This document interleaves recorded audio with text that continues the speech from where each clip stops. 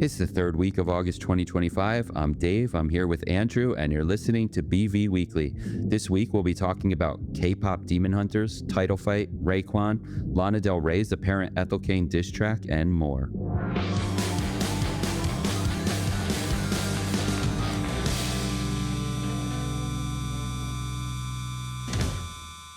And so, I'm sorry to report the rumors are not true.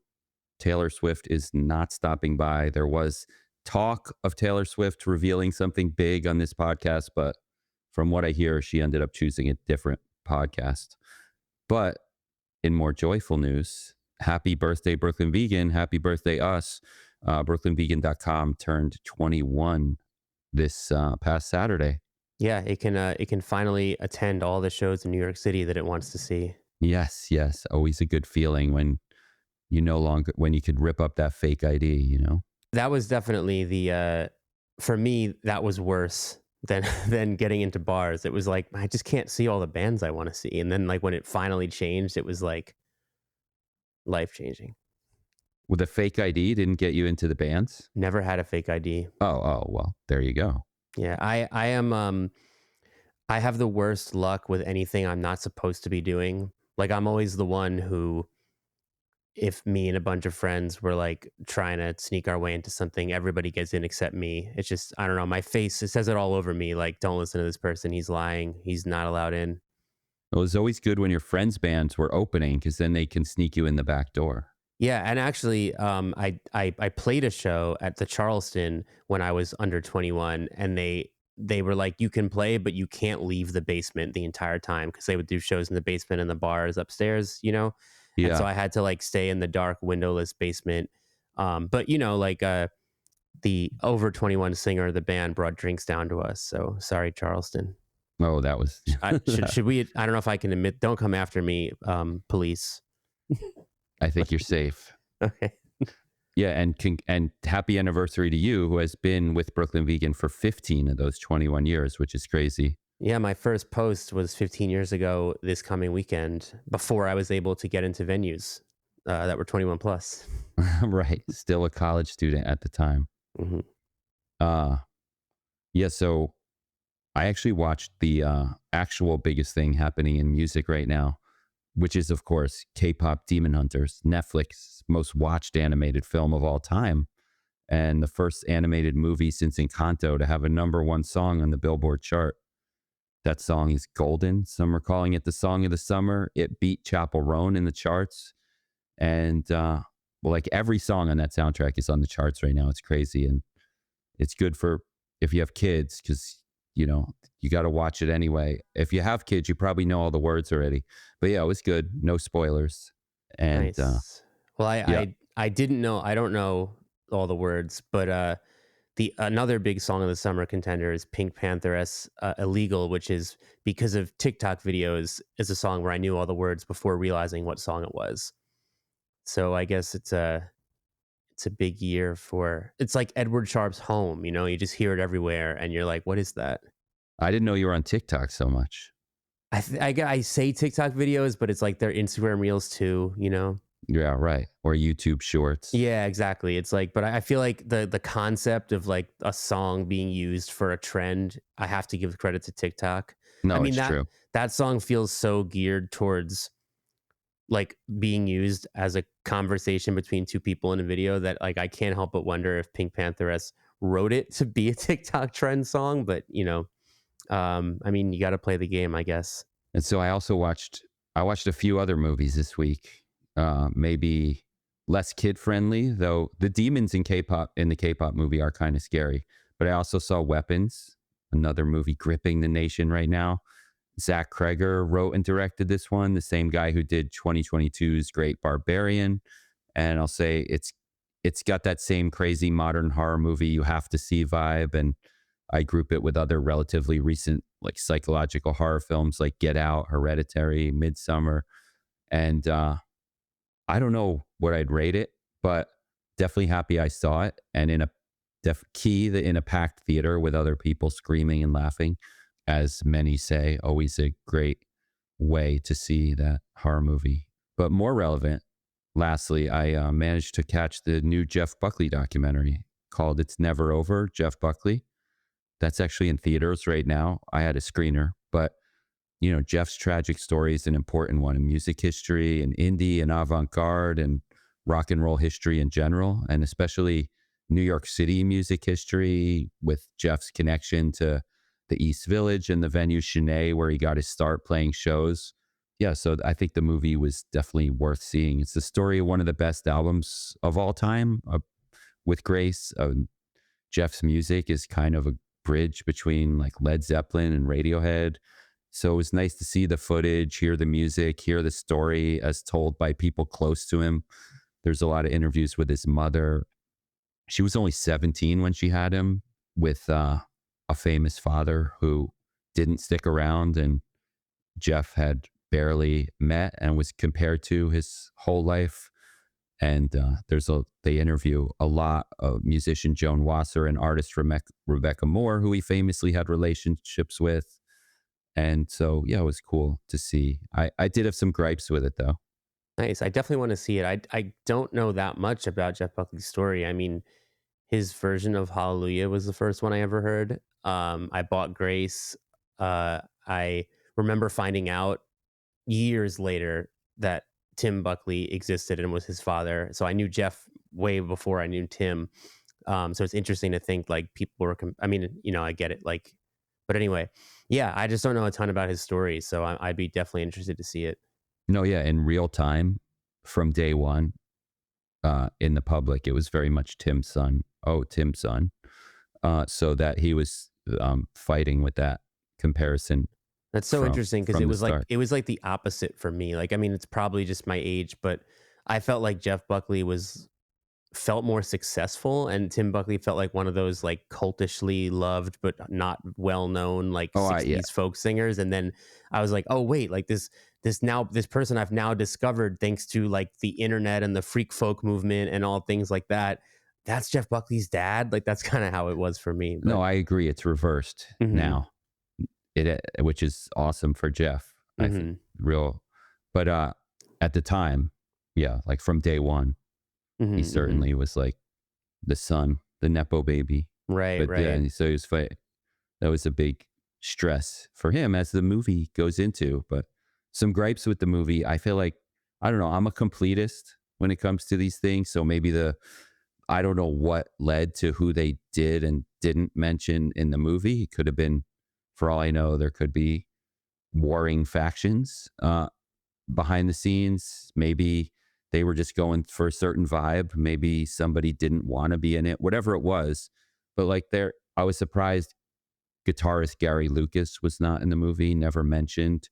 He was kind of a key figure in Jeff's life musically. He co-wrote some of the biggest songs. And to this day, Gary Lucas, you can still go see him play. And he's still kind of with his band Gods and Monsters that Jeff was in. Patti Smith flashed on the screen at one point, but she wasn't in it at all. And I don't remember any mention that like Jeff's last studio recordings were doing backup on her 1996 album. There were no mention, unfortunately, of his connection to the Cocteau Twins. So yeah, anyway, cool doc though. But that's like the kind of stuff I would have also loved to see in there. I hear you as a fellow completist and nerd for those things, but I've been learning to understand. It's it's just going to be the way that these things are. I always leave with those kind of gripes too, but it's more about the story, I think.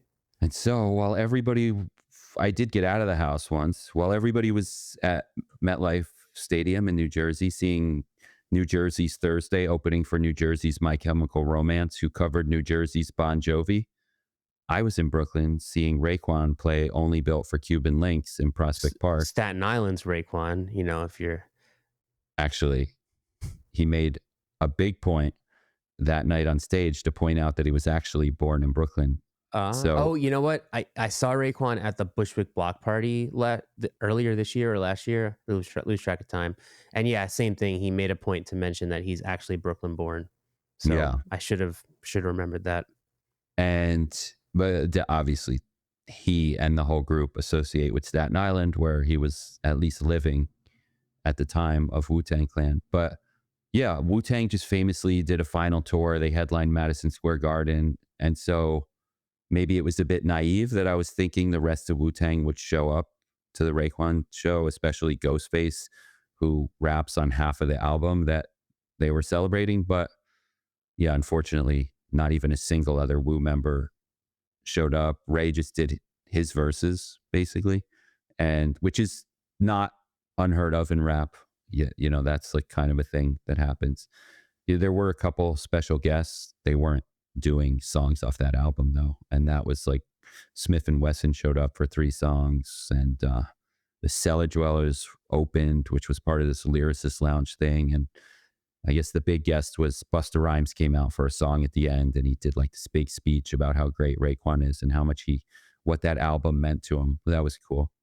And then immediately Raekwon announced a tour where he's going to do this album on tour, and with Mobb Deep, who's doing the Infamous, which kind of maybe controversially also Mobb Deep being Havoc and Prodigy, the latter of whom passed away years ago. So it's Raekwon doing his big solo album with presumably without any of the other Wu-Tang members who rap on it. And it will be Havoc doing the Infamous, which came out the same year without Prodigy, obviously. And although I think Mobb Deep, Havoc has been performing as Mobb Deep recently, and Big Noid, who does rap on 3 tracks on that album, has been doing Prodigy parts. They didn't mention if he would be on this tour. It seems like he won't, but that could be. Raekwon also raps on multiple songs on the Infamous, so they'll be doing those songs together. Hopefully that will at least happen. Yeah. Yeah. It always bums me out when artists tour together and they have a song together and then they play it and that doesn't happen, or they don't play it at all. And I'm just like, this is the moment to do it. Yeah. My money is on that happening. I'm like, I don't know if it's when I interrupted you or if I tuned it out, but the Raekwon album is only built for Cuban Linx. I forget if you said the title. Oh yeah, I can't remember. So I just want to make sure people know we're talking about only built for Cuban Linx, which, yeah, like you said, they both celebrate their 30th anniversary this year, the Infamous and Only Built for Cuban Linx. And coincidentally, unless it was some master plan of publicity, both ended up on Pusha T of Clips's top 4 albums of all time list that he just gave in an interview with The Guardian. He had the Infamous, Only Built for Cuban Linx, Jay-Z's Reasonable Doubt, and Biggie's Life After Death. Oh yeah, that was obviously, fire list. Yeah. And amazing timing. Yeah. Yes. Interesting. It's just a top 4, no top 5. No Nas, who's on the Clips album, which kind of feels like the glaring omission. If it's all New York, it's Nas, who's on the Clips album and the Raekwon album and the Mobb Deep album. Oh yeah. Right. There you go. Actually, that Nas, I think Nas being on Only Built for Cuban Linx was like, sorry, I like trivia. The only and first non-Wu-Tang appearance, possibly on any of their albums, but definitely only one on that album, I think. Nice. I do agree with you, though. It is. I would have thought Ghostface would have been at that show, so I don't think you're crazy for kind of assuming that might have happened. Well, you definitely had a busier week than me, but in other news, one of the things that caught my eye this week is that Billie Eilish posted an Instagram with Title Fight's "Safe in Your Skin" as the song playing over the Instagram carousel, which I just think is super cool. I mean, obviously, I'm a big Title Fight fan, and I think it's cool that one of the most famous pop stars in the world is repping them. But it also led me to realize that song has now had the TikTok treatment that Super Heaven's Youngest Daughter and Basement's Covet and all these other songs from that era have been having. It has like over 100 million streams on Spotify, which is way more than their second most played song. And it's like, if you don't know the song, it's basically like, I mean, it almost feels like an interlude. Like, it's just like this kind of, it's one of their early, more atmospheric, I guess you can say, shoegazy songs. And it's just been so interesting to me. Like, I know this topic's come up before, we've written about it on BV, but it's so interesting to me how these like deep cuts by these bands that aren't really shoegaze or whatever, that are at least a little bit shoegaze, it's like the TikTok community finds them, and that's what is like the thing now. So yeah, it's and then like Billy posting this Title Fight song has like sparked this mini like little discourse thing on social media of like, whoa, like Title Fight like are big now. Like it's no surprise that she knows them or whatever. Or like, oh, they're only big because of TikTok. And then people being like, no, like if you think they're only big because of TikTok, like you weren't there, you don't get it. People are arguing about what size venue they'll be able to play if they come back. It's funny to see. I don't really care about that kind of stuff. Yeah, But I feel like the what venue size will they play is even a conversation that we've been having for years. And yeah, I mean, I saw someone say 6,000 to 8,000, and I'm like, it's got to be bigger than that. I mean, um, I'm repeating what maybe we've said in private, but I see it as like they can and will or at least should headline all the hardcore festivals, and then people are wondering, is this MSG? You know? so yeah, I mean, I'm wondering. I think Title Fight Turnstile co-headlining MSG. That's like my current dream show. It's neither band will ever do it, I don't think. I think it's also important to say like Title Fight have expressed that first of all they don't like it being said that they're broken up. They just haven't played a show since 2018, but they are also like not necessarily together. They don't want like a they don't want it to be like labeled wherever they're doing now. But they've also said like they don't want to say, oh, we're broken up, because then it becomes how much money does it take to get you to reunite? And they're like, it's not about the money. Like if we want to play a show, we'll play a show for free. So like I feel like, I mean, the parallels to Fugazi are like increasingly obvious, I think, but it's like, it feels to me like they would sooner play something in their hometown of Wilkes-Barre or just like play a benefit for something they believe in than like get crazy money and headline a festival. I'm not saying it would never happen, but my gut based on the way they talk about this is like, that's not the kind of thing they would return for. They would more return for something they like really believed in, I think. Yeah, but there's also a certain credibility in headlining those festivals. I mean, Title Fight, a huge part of the hardcore scene. They've played a million shows. They've toured with countless bands hardcore bands that still exist. They did play Sound and Fury probably in the past, I assume.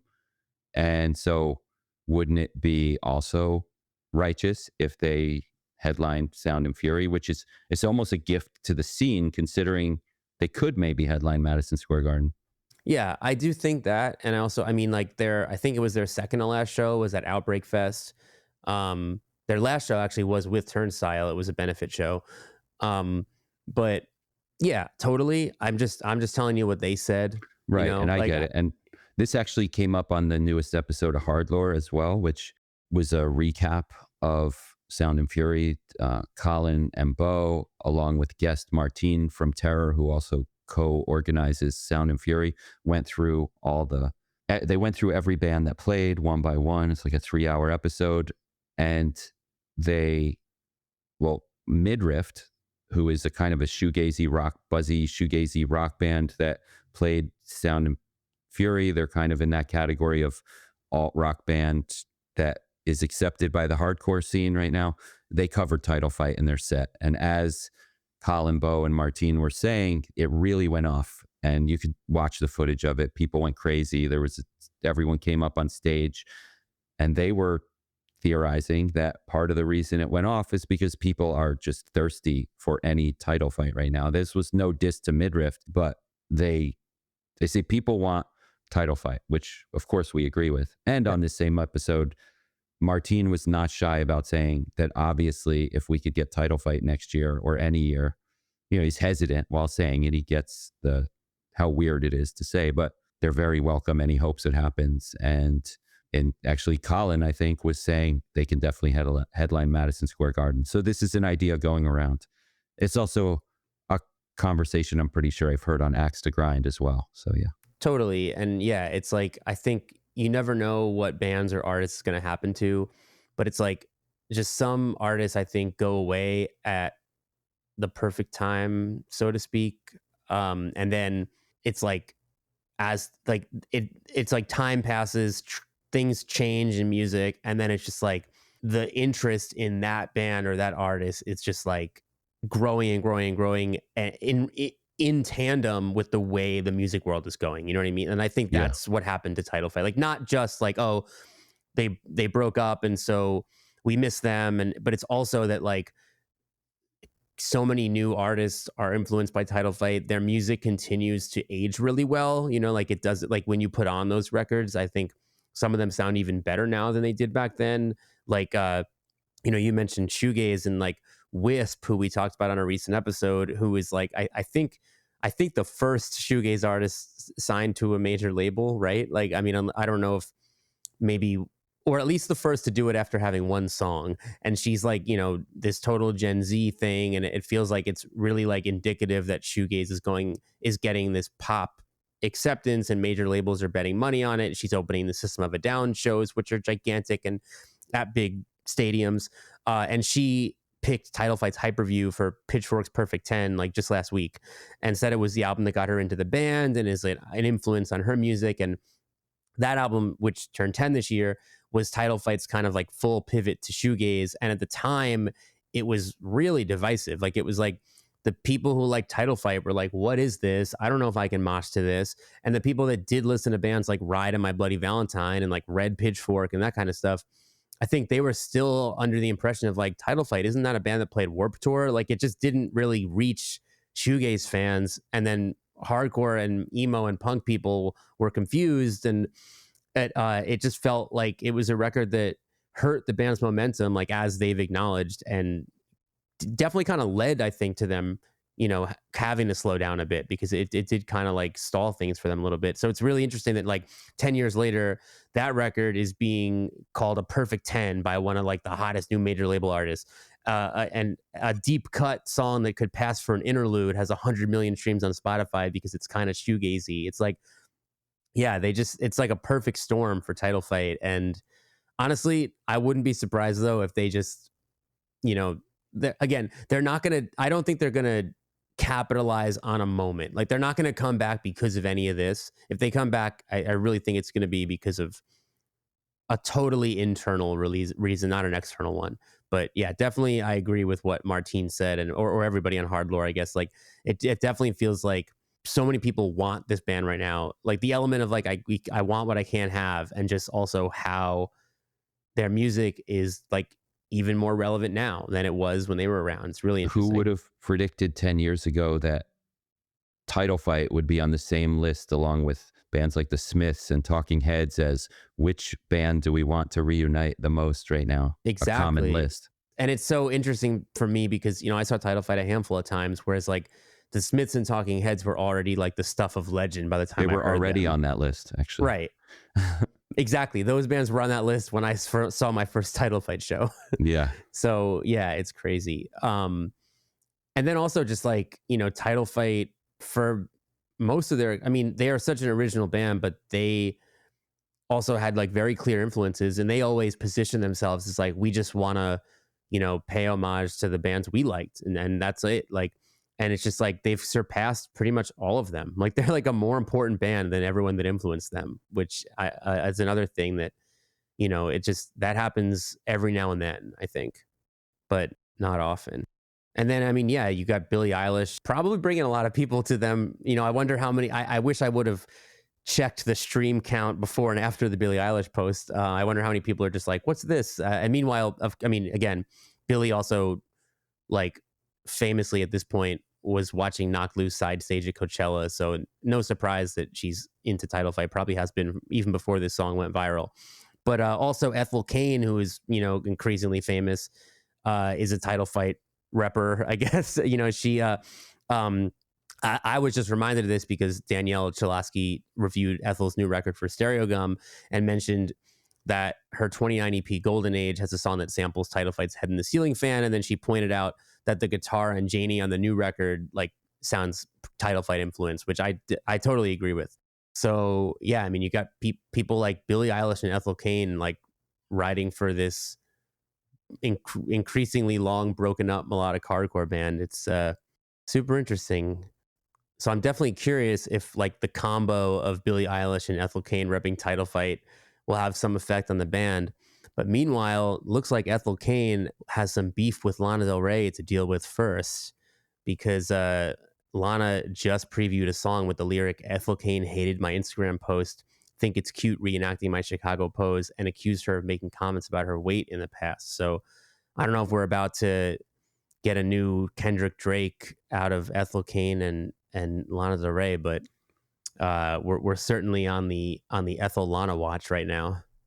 Yeah, and this for Ethel, this is like a new controversy coming out of previous controversies. So Yeah, not like Lana hasn't had her fair share of controversies. true, true, true. I was just gonna say though, I've been listening to the new Ethel. I hadn't really heard the whole album last week, but yeah, I'm officially liking the new Ethel album. So if we just want to focus on music here, do check out the new Ethel Cain album. But back to like melodic hardcore and stuff. So Title Fight's not a band right now, but there are a whole lot of bands making great hardcore informed melodic rock music. And one of the bands that's been one of our favorites for a while is Militarie Gun, who announced their new album God Save the Gun this week. They last year put out a single which is on the album called Thought You Were Waving, which I think is like one of the catchiest Militarie Gun songs yet. It's like basically Weezer, and I think it's awesome. But if you were wondering if the new record is going to go much more in that direction, it seems like the new single Bad Idea, or BADIDEA, is more in this like kind of shouty garage punk realm. So I guess they're not going full Weezer just yet, but yeah, I'm interested to hear more. The record comes out later this year on Loma Vista.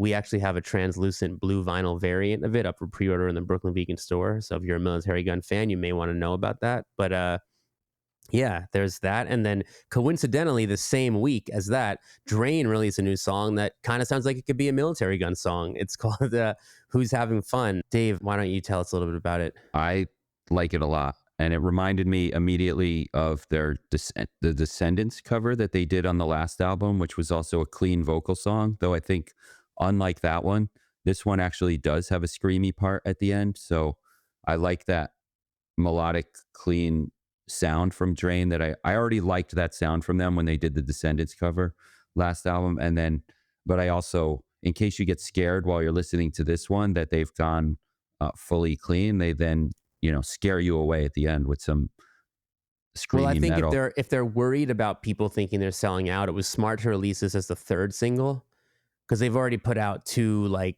songs that could be Pantera. Yeah, no, definitely. This also reminds me of Scowl. I'm not saying Drain are going to go full clean in kind of the way Scowl did, but when Scowl first started making that transition, it was like, oh, here's clean vocals, but before the end of this song, you still get that scary hardcore or the scary growly stuff, which I think, or maybe, I don't know if I'm remembering it perfectly, whether it was song or It's EP. definitely it's definitely similar like that. Yeah, so Drain is doing something similar here. But, I guess if I had to predict, I don't see Drain going as extreme in that direction as Scowl did. My gut says soon. probably not. Yeah. But I do like this from Drain. I mean, I like this too. Yeah. And I like that it is the screaming and the singing. I'd like to hear him go back and forth a little bit more. Like, I mean, as a child of the or like teenager, preteen of the early 2000s, I love songs with screaming and singing, like the Thursday kind of stuff. So I think it's really cool to hear the ways that bands are kind of bringing back, like, because I feel like for a while there, it was almost like you were one or the other. Like I felt like there was like a reaction against punk and metal stuff getting too popular, that there were like so many bands that were like, we only scream. And then there were like the bands that at this point just like never screamed at all. And it was just like full on, just like singing more rock type stuff. And so I think it's cool to hear bands doing screaming and singing in the same song again, but in new ways. It's like the new generation's version of a thing So well, most importantly, at least in the context of Drain, and also non-cheesy ways, at least in our opinion. Yeah, I mean, I also don't think it was cheesy when Thursday sang and screamed. I'm a huge Thursday fan. I'm a Scowl fan. I'm a Drain fan. Yeah. When I say cheesy, my mind is going to things I'm leaving unmentioned. Fair enough. And just, I guess, before we move on from our hardcore adjacent rock block of the day or whatever, if you are into like Drain and Militarie Gun and Scowl and Turnstile and all that kind of stuff, Another song from this week that totally deserves a shout out is Secret World. It's an Australian band. They have a member of Speed and other bands from the Australian hardcore scene. They're opening part of High Vis's North American fall tour. So also, you know, High Vis being High Vis were supposed to tour with Militarie Gun until they had health issues. But they just announced a new... They're doing better. Yes, me too. Secret World just announced a new EP called Tomorrow is a Mystery to Me, coming out on Last Ride Records in Australia and Sunday Drive in America. And the first single, Good Faith, is right in that same conversation as Militarie Gun and the new Drain song. It's like their last EP, Secret World, was like this kind of melodic hardcore, post-hardcore, hardcore adjacent type thing. And this one feels like even more just like catchy alt-rock. So I love hearing hardcore bands doing the catchy alt-rock stuff. So got to give that one a shout. But like we said, Drain chose to release this new song as their third single. So, you know, like fans knew already, like, I don't have to worry what this record's going to be. But their Epitaph label mates Pool Kids did the opposite, where they previewed their new record. Its first single was the poppiest song they've ever written by far. And that record is out this week. I actually did a big feature on BrooklynVegan.com with Pool Kids. I interviewed Christine and Andy for it. And yeah, they took the opposite approach. And I love the new Pool Kids record. I think there's a lot of different kind of stuff on there, from poppy stuff to like 90s alt rock stuff. They still have the like mathy Pool Kids guitar stuff. It's just kind of like more like kind of subtle than it was on like the debut record. And there's like indie ballads. There's like a folk song.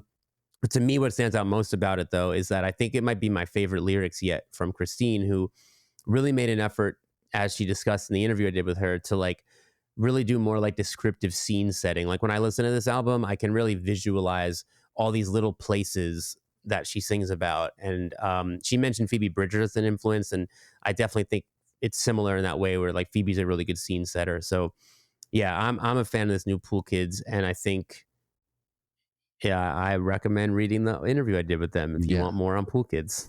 I expected to not like this new Pool Kids album.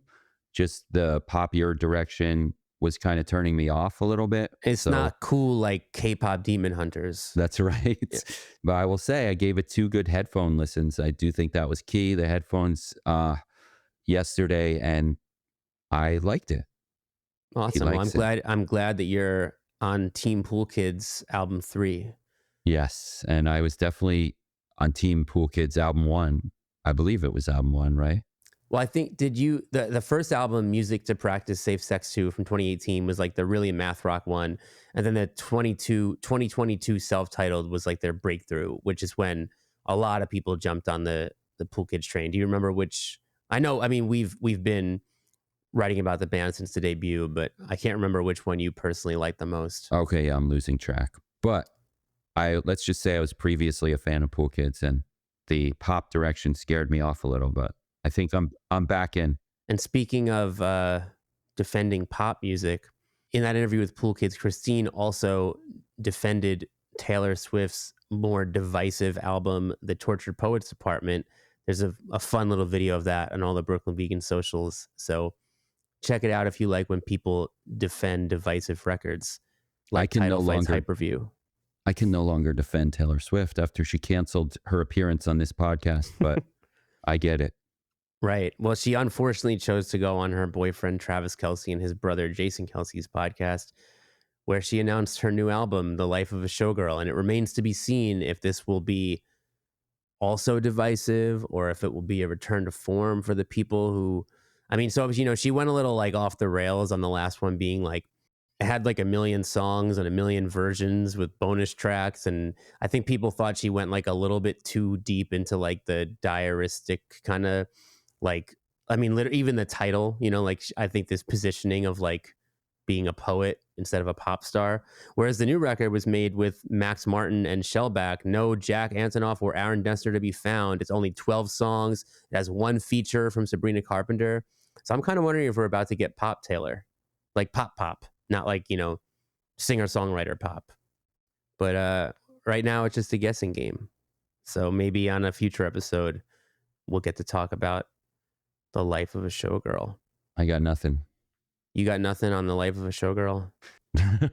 Well, Hopefully, I can get you to talk about Taylor Swift later.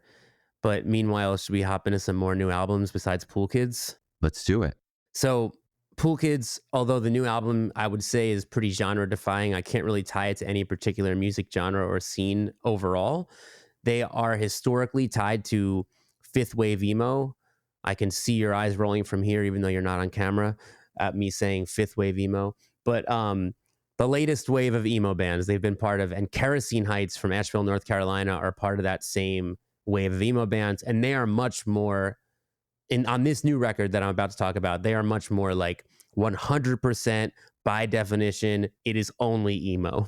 They do like kind of the Midwest 90s that was also revived in the late 2000s and early 2010s style. I actually think I've said this before on BrooklynVegan.com, but they remind me a lot of You Blew It. But their new record is just like insanely good version of really catchy, punchy, like Midwest emo songs. And I think it's just so good that even though they aren't defying the genre the way like Pool Kids are, I see this being a record that maybe like non-emo fans or emo curious types are into. Like I kind of, and I mean, it happened with You Blew It too, I think, where just like, if you're a fan of indie guitar rock, I think this new Kerosene Heights called Blame It on the Weather could be up your alley. Other indie guitar rock out this week is the new Pile record, Sunshine and Balance Beams. Marissa Nadler, who has been one of our favorite, like haunting, dream-like gothy folk singers for the past. Well, her first record came out the same year BV formed, 21 years ago. So for the entirety of BV, Marissa Nadler's one of our favorites in this particular dark folk music realm, and she's still one of the best. Every record is great, and this is no exception.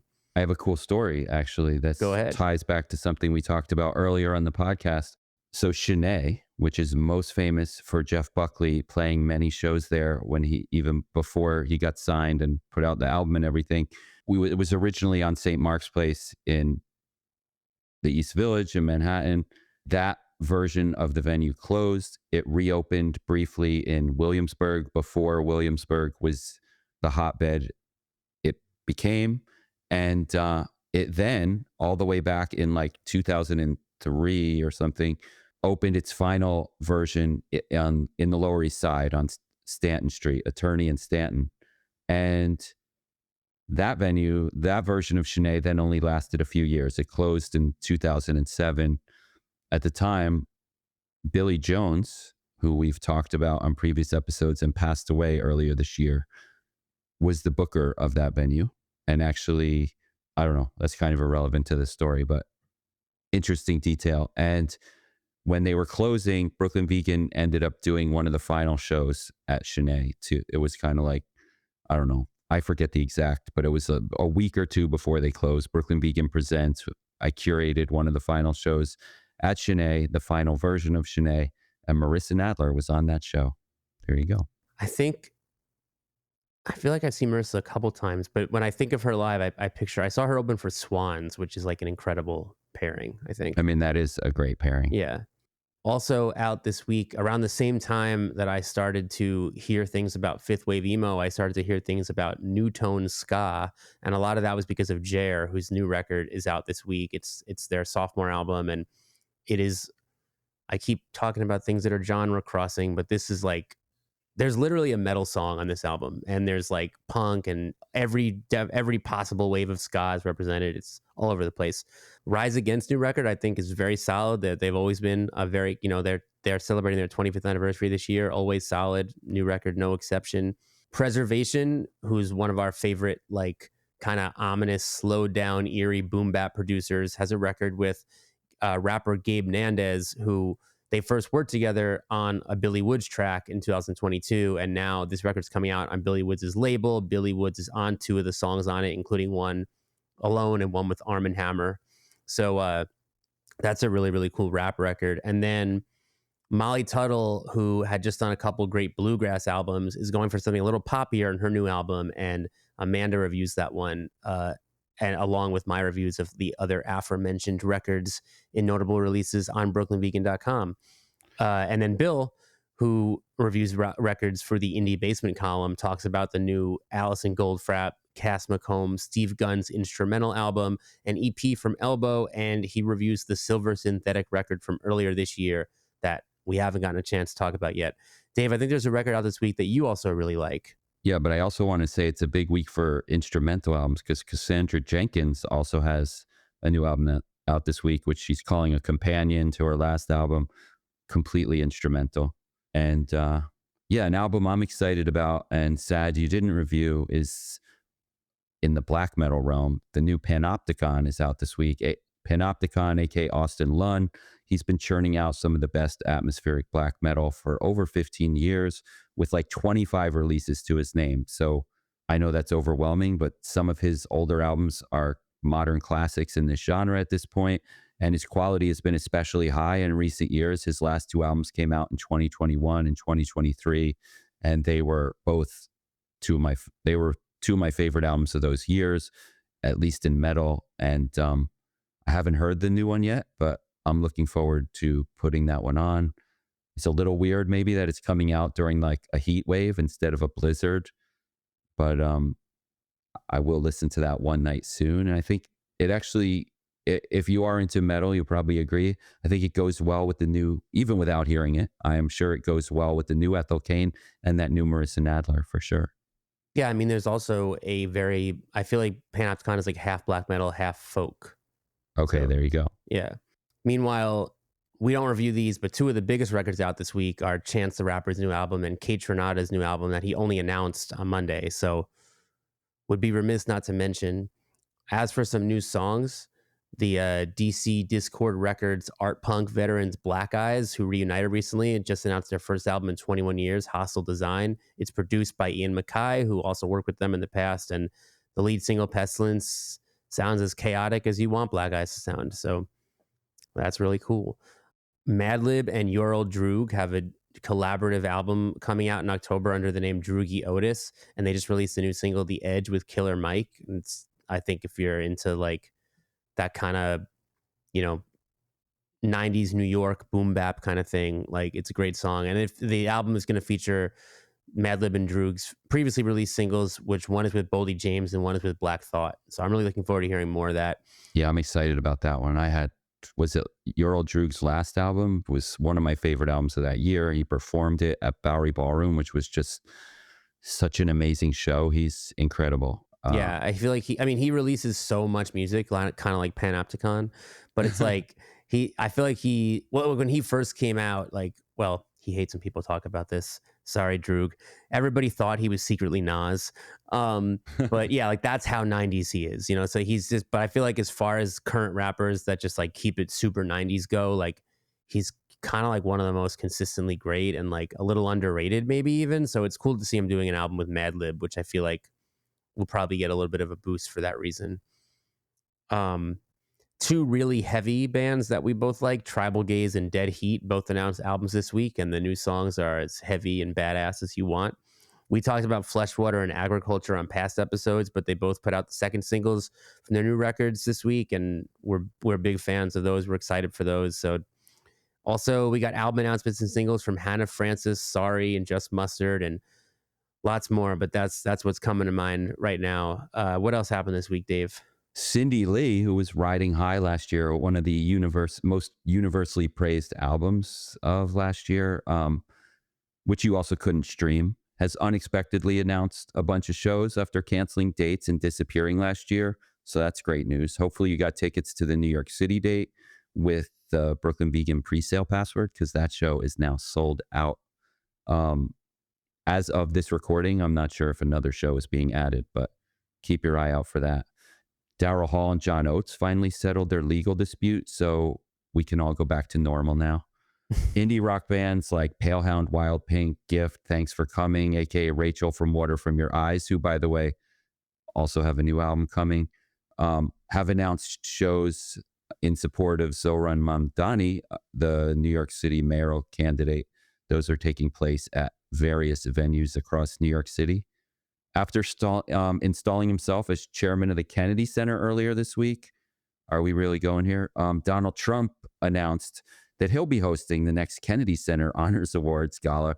He revealed this year's honorees include Kiss, Sylvester Stallone, and I Will Survive singer Gloria Gaynor, among others. Yeah, he said that he had rejected prospective honorees that he deemed, quote, wokesters. So I guess we're probably not going to see Pale Hound, Wild Pink, Rachel from Water From Your Eyes on those Trump shows. True. We probably, although I'm surprised we're not seeing Megadeth on those shows, actually, who just confirmed plans for a final album and farewell tour. And speaking of farewell, I think we're out of here. Head to shop.brooklynvegan.com to pick up that new Militarie Gun album on blue vinyl, among other treats. And talk to you next week. Thanks for tuning in. Dave and I will be back every Friday morning with new episodes of BV Weekly. And in between the episodes, you can always get much more from us at brooklynvegan.com, on all of our social media, including Facebook, Twitter, Instagram, TikTok. You can pick up records from us at shop.brooklynvegan.com. And if you like what you hear, tell your friends about us, subscribe to the show, give us a good rating. All that little stuff goes a really long way. It really helps us a lot, and we really appreciate it. Thanks so much to Joe D'Agostino from Cymbal Z Guitars and Empty Country for the great theme song. Our mix engineer, Nick Gray. Thank you again, and see you next time.